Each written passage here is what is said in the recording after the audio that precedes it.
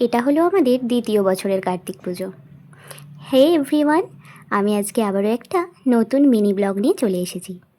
সামনে যেহেতু কার্তিক পুজো, তার জন্য আমার বর আর দেওর মিলে চলে গিয়েছিল একটা ছোট কার্তিককে বাড়িতে নিয়ে আসার জন্য। প্রথম বছর কার্তিক পুজোর ফিলিংসটা একটু অন্যরকমই হয়। যাই হোক, দ্বিতীয় বছরের ফিলিংসটা আর একটু অন্যরকম।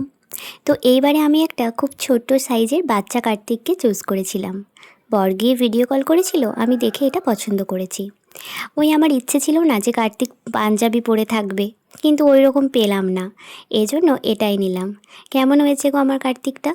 আর যেহেতু ঠান্ডা আর এখনও পুজো হতে কয়েকদিন দেরি আছে, তাই আমরা একটা নতুন গামছা দিয়ে কার্তিককে মুড়িয়ে রেখে দিলাম। ইচ্ছে আছে এর পরের বছর যখন পুজো করব, এর থেকেও আরও ছোট সাইজের কার্তিক নেব, আর তার পরের বছর নেব অনেকটাই বড় সাইজের।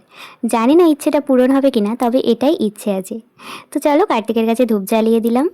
আজকের ব্লগটা এতটুকুই, টাটা।